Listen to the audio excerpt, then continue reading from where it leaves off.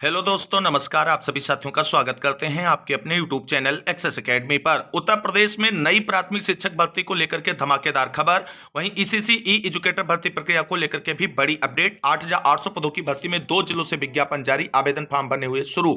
Second random list और return exam को लेकर के इंपॉर्टेंट जानकारी डिस्कस करेंगे आप सभी के साथ इसी वीडियो के माध्यम से। तो आप सभी साथियों से निवेदन है कि वीडियो को बिना स्किप किए हुए अंत तक देखें, जिससे वीडियो में शेयर की गई सारी जानकारी को आप आसानी से समझ सकें। वीडियो में आगे बढ़ने से पहले छोटी सी रिक्वेस्ट है, प्लीज वीडियो को लाइक करें, दोस्तों में शेयर अवश्य करें। जितने भाई बहन चैनल पर पहली बार विजिट कर रहे हैं और अभी तक चैनल से नहीं जुड़े हैं तो प्लीज चैनल को सब्सक्राइब करके बेल आइकन जरूर दबाएं, जिससे आगे की जो भी लेटेस्ट और ऑफिशियल अपडेट हो वह समय समय पर आप सभी को मिल सके। तो आइए दोस्तों, शुरू करते हैं आज का यह वीडियो। और सबसे पहले बात करेंगे उत्तर प्रदेश में नई प्राथमिक शिक्षक भर्ती को लेकर के आ रही धमाकेदार अपडेट। साथियों, जैसा कि आप सभी लोग जानते हैं, एक लंबा समय हो गया है उत्तर प्रदेश में नई प्राथमिक शिक्षक भर्ती के विज्ञापन का इंतजार करते करते, और इस वर्ष पूरी उम्मीद है कि उत्तर प्रदेश में नई प्राथमिक शिक्षक भर्ती का विज्ञापन आप सभी को देखने को मिलेगा। इसके लिए प्रक्रिया शुरू कर दी गई है। सभी जिला बेसिक शिक्षा अधिकारियों को पत्र जारी कर दिया गया है और रिक्त पदों का डाटा जो है वो मांग लिया गया है। क्या है ये बड़ी अपडेट, कब तक आ सकता है उत्तर प्रदेश में नई प्राथमिक शिक्षक भर्ती का विज्ञापन? यूपीटीटी एग्जाम के बाद क्या एक लंबा इंतजार प्राथमिक शिक्षक भर्ती के विज्ञापन का होगा समाप्त? सब कुछ क्लियर करेंगे। तो सबसे पहले जो पत्र जारी हुआ है उस पर बात करते हैं। तो दोस्तों, यहां पर आप सभी लोग देख सकते हैं, सेवा में समस्त जिला बेसिक शिक्षा अधिकारी उत्तर प्रदेश को प्राथमिक विद्यालयों में सहायक अध्यापक के रिक्त पदों का ब्यौरा उपलब्ध कराए जाने के संबंध में यह पत्र प्रेषित किया गया है। महोदय, उपयुक्त विषय को अवगत कराना है कि परिषद स्तर पर शासनादेशों के क्रम में दिनांक 30 जून 2026 तक रिक्त होने वाले सहायक अध्यापकों के पदों का जनपदवार विवरण संकलित किया जाना है। यानी रिक्त पदों का डाटा 30 जून तक जो है मांग लिया गया है सभी जिला बेसिक शिक्षा अधिकारियों से। आगे आप सभी लोग देख सकते हैं, अतः आपसे अनुरोध है कि दिनांक 30 जून 2026 तक रिक्त होने वाले सहायक अध्यापक के समस्त पदों का विवरण निम्न विवरणी के क्रम में उपलब्ध कराना सुनिश्चित करें। सभी जिला बेसिक शिक्षा अधिकारियों से उनके जनपद में सहायक अध्यापकों के रिक्त पदों का डाटा मांगा गया है, इस बात का विशेष ध्यान रखना। सेवा निवृत्ति के कारण रिक्त पद, मृत्यु के कारण रिक्त पद, त्यागपत्र स्वीकृत या प्राप्त के कारण रिक्त पद, पदोन्नति के कारण रिक्त पद, सेवा समाप्ति या बर्खास्तगी के कारण रिक्त पद, अन्य कारणों से रिक्त पद, जिसका स्पष्ट विवरण सहित मेंशन करना है। 9 मृजित या स्वीकृत पद जिन पर अभी तक नियुक्ति नहीं हुई है, इन सभी का डाटा सम्मिलित करना है। कृपया उपयुक्त बिंदुओं के अनुसार जनपदवार, विकासखंडवार एवं श्रेणीवार प्राथमिक, उच्च प्राथमिक, कंपोजिट तथा विषयवार पृथक पृथक विवरण तैयार कर उपलब्ध कराएं। यह विवरण निर्धारित प्रपत्र में दिनांक 5 मई 2026 तक ईमेल के माध्यम से उपलब्ध कराना सुनिश्चित करें तथा हस्ताक्षरित प्रति डाक द्वारा भी प्रेषित करें। कृपया यह भी सुनिश्चित करें कि उपलब्ध कराए जाने वाला विवरण पूर्णतः सत्यापित, अद्यतन एवं त्रुटि रहित हो। अपूर्ण या असत्यापित विवरण प्राप्त होने की स्थिति में संबंधित अधिकारी के विरुद्ध दायित्व निर्धारित किया जाएगा। उत्तर प्रदेश शिक्षा निदेशक कार्मिक, उत्तर प्रदेश बेसिक शिक्षा परिषद लखनऊ के अरविंद कुमार सर की तरफ से ये सभी जिला बेसिक शिक्षा अधिकारियों को पत्र जारी कर दिया गया है। दोस्तों, जैसा कि हमने पहले भी आप सभी को अवगत कराया था और इस पत्र के माध्यम से सारी चीजें अब बिल्कुल क्लियर होती जा रही हैं। यूपीटीटी के एग्जाम के बाद उत्तर प्रदेश में नई प्राथमिक शिक्षक भर्ती का विज्ञापन आप सभी को देखने को मिलेगा। तो जो भी हमारे भाई बहन उत्तर प्रदेश में नई प्राथमिक शिक्षक भर्ती के विज्ञापन का इंतजार कर रहे हैं, और अगर आप यूपी टेट या सीटेट क्वालिफाई हैं, तो आप एक टारगेट बना करके अपनी प्राथमिक शिक्षक भर्ती की तैयारी अभी से शुरू कर दीजिए, क्योंकि इस बार कंपटीशन बहुत टफ होने वाला है। और जिन साथियों ने अभी तक यूपी टेट या सीटेट क्वालिफाई नहीं किया है, तो जो यूपी टेट एग्जाम होने जा रहा है उसमें अपीयर होकर के प्राथमिक लेवल का यूपी टेट किसी भी सूरत में क्वालिफाई कर लें, क्योंकि ये एक बड़ा मौका एक लंबे समय के बाद इस वर्ष के अंत तक आप सभी के सामने होगा। कहीं ऐसा ना हो कि आप यूपी टेट या सीटेट क्वालिफाई ना हो और एक लंबे इंतजार के बाद जो नई प्राथमिक शिक्षक भर्ती का मौका आप सभी के सामने आने वाला है उससे आप वंचित हो जाएं। तो इस बड़ी अपडेट के साथ उत्तर प्रदेश में नई प्राथमिक शिक्षक भर्ती को लेकर के तैयारियां शुरू हो गई हैं। आयोग की तरफ से रिक्त पदों का डाटा आने के बाद आप सभी को इस वर्ष एक बड़ी खुशखबरी मिलने जा रही है। ये आप सभी लोग कंफर्म मानकर चलें। इस बड़ी अपडेट के बाद अब हम मूव करेंगे ईसीसी ई एजुकेटर भर्ती को लेकर के आ रही बड़ी अपडेट के बारे में।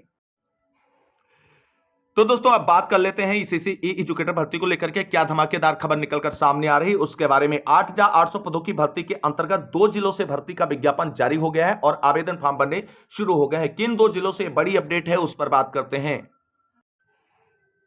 तो दोस्तों यहां पर आप सभी लोग देख सकते हैं उत्तर प्रदेश में 8,800 पदों की ईसीसी ई एजुकेटर भर्ती के विज्ञापन के अंतर्गत प्रतापगढ़ और हाथरस जिले में ईसीसी ई एजुकेटर भर्ती का विज्ञापन जारी कर दिया गया है सेवायोजन पोर्टल पर आज की डेट में। कल से इसके लिए आप सभी लोग आवेदन फॉर्म अप्लाई कर पाएंगे। आवेदन की लास्ट डेट दोनों जिलों के लिए 5 मई रखी गई है। अब इसकी डिटेल विज्ञप्तियों पर बात करते हैं।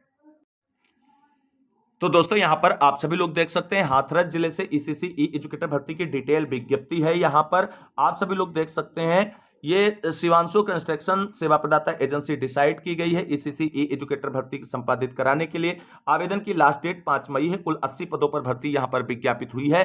शैक्षिक योग्यता की बात अगर हम करें तो ग्रेजुएट यहां पर रखा गया है और इसके आगे अगर हम बात करें कि चीजें तो कोई भी पुरुष महिला विकलांग भूतपूर्व सैनिक या खिलाड़ी इसके लिए आवेदन फॉर्म अप्लाई कर सकता है। यहां पर आप सभी लोग देख सकते हैं सैलरी 10,313 रुपए। एज क्राइटेरिया में बड़ा चेंज है हाथरस में। यहां पर न्यूनतम एज 18 वर्ष और अधिकतम एज 40 वर्ष रखी गई। तो ये हाथरस जिले की ईसीसी ई एजुकेटर भर्ती की डिटेल विज्ञप्ति आप सभी के सामने थी। अब बात करते हैं प्रतापगढ़ जिले की भर्ती विज्ञापन के बारे में। तो यहां पर दोस्तों आप सभी लोग देख सकते हैं जो प्रतापगढ़ जिले में सेवा प्रदाता एजेंसी है वो है समृद्ध पूर्वा इंफोटेक प्राइवेट लिमिटेड और यहां पर कुल 180 पदों पर भर्ती विज्ञापित हुई है। आवेदन की लास्ट डेट 5 मई है। इसको आप सभी लोग विधिवत देख सकते हैं।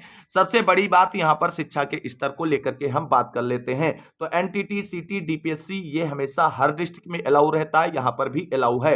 लेकिन सबसे इंपॉर्टेंट बात यह है कि प्रतापगढ़ जिले की भर्ती उन्हीं साथियों की आईडी पर शो होगी जिनकी आईडी में जो BA home science bachelor of home science के नाम से ऐड होगा। यह ध्यान रखना, यानी आप सभी लोग चेकआउट करें अगर आपकी आईडी में शिक्षा के स्तर में बैचलर ऑफ होम साइंस है तभी आपकी आईडी पर यह भर्ती शो होगी, वरना आपकी आईडी पर यह भर्ती शो नहीं होगी। और आप सभी लोग जिनकी आईडी पर यह भर्ती शो नहीं हो रही वो अपने शैक्षिक स्तर में संशोधन कर लें या जो बीए होम साइंस है उसको पुनः एक बार ऐड कर लें और ध्यान रखें कि शिक्षा का स्तर उसमें बैचलर ऑफ होम साइंस रखें। प्रतापगढ़ जिले की भर्ती आसानी से शो होने लगेगी। यहां पर आप सभी लोग देख सकते हैं सेम कंडीशन यहां पर भी अप्लाई की गई है हाथरस जिले की तरह, यानी कोई भी कैंडिडेट जो इसकी शैक्षिक योग्यता तथा एलिजिबिलिटी क्राइटेरिया को फुलफिल करता है वो इसके लिए आवेदन फॉर्म अप्लाई कर सकता है। कोई बाध्यता नहीं, किसी भी डिस्ट्रिक्ट का अभ्यर्थी किसी भी डिस्ट्रिक्ट में आवेदन फॉर्म अप्लाई करके जॉब को प्राप्त कर सकता है। तो इस बड़ी अपडेट के साथ मूव करेंगे ईसीसी ई एजुकेटर भर्ती से जुड़ी हुई अगली बड़ी अपडेट के बारे में। दोस्तों यहां पर सबसे बड़ा प्रश्न उठता है क्या सर जिन जिलों में डीबी के लिए रैंडम लिस्ट जारी की जा रही है और बोला जा रहा है रैंडम लिस्ट में कि प्रथम चरण की रैंडम लिस्ट जारी हुई, क्या सेकंड रैंडम लिस्ट जारी होगी? तो दोस्तों आपको बता दें अभी तक कई जिलों से ऐसी चीजें निकलकर सामने आई हैं, लेकिन अभी तक किसी भी जिले में सेकंड रैंडम लिस्ट जारी नहीं की गई है। क्यों नहीं जारी की जा रही है? क्योंकि आप जानते हैं डीबी के लिए पद के सापेक्ष 3 गुना अभ्यर्थियों को बुलाया जाता है और पहली रैंडम लिस्ट जो आती है उसमें ही 3 गुना अभ्यर्थियों को सिलेक्ट कर लिया जाता है। तो ऐसे में सेकंड रैंडम लिस्ट के चांस नहीं बनते और ना तो अभी तक किसी भी जिले से जारी ही हुई है।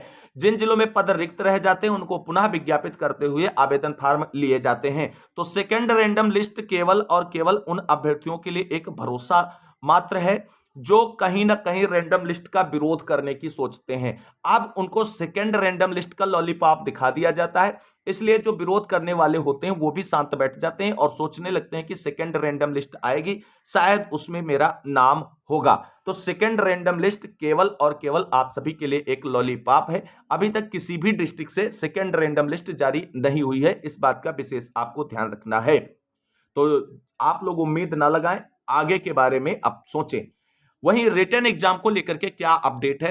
तो दोस्तों आप सभी लोग जानते हैं ईसीसी ई एजुकेटर भर्ती प्रक्रिया में बाद में विज्ञापन जारी होने के कई सारे चेंजेस किए गए, कई सारे नए शासनादेश को इंप्लीमेंट किया गया। जो कि पूरी तरीके से अनुचित है। सुप्रीम कोर्ट के शासनादेशों के जो आदेश हैं उसके विपरीत हैं नए नए शासनादेश।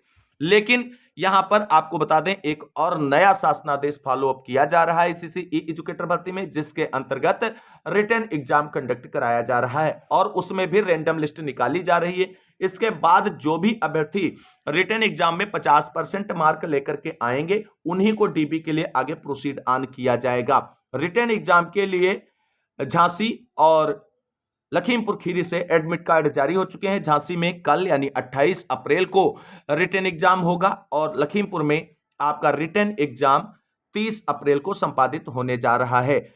जैसे ही आपके जिले में रिटन एग्जाम कंप्लीट हो, आप जो पेपर हुआ हो ईसीसी ई एजुकेटर का उसे हमें टेलीग्राम पर अवश्य शेयर करें, जिससे अन्य डिस्ट्रिक्ट के साथियों के बीच में उस पेपर को एनालाइज करते हुए जानकारियां शेयर की जा सके और सभी को हेल्प मिल सके। फिलहाल जो इंस्ट्रक्शंस जारी हुई हैं रिटन एग्जाम के लिए एडमिट कार्ड के अकॉर्डिंग, उन पर बात करते हैं। तो दोस्तों यहां पर आप सभी लोग देख सकते हैं ईसीसी ई एजुकेटर भर्ती से संबंधित होने वाले रिटन एग्जाम को लेकर के कुछ इंपॉर्टेंट इंस्ट्रक्शंस जारी किए गए हैं। देख सकते हैं टिप्पणी में क्या मेंशन किया गया है। यदि किसी भी समय यह पाया गया कि आपका आबद्धीकरण की तिथि को आपके प्रमाण पत्र फर्जी पाए जाते हैं तथा आप आबद्धीकरण अर्हता की शर्तें पूरी नहीं करते हैं तो आपका आवेदन रद्द कर दिया जाएगा और इसके विरुद्ध कहीं कोई अपील नहीं सुनी जा सकेगी। अतः आपका यह उत्तरदायित्व है कि आप भली बात आश्वस्त हो लें कि आप आबद्धीकरण की पात्रता की सभी शर्तों को पूरा करते हैं, उसके बाद ही एग्जाम में बैठें।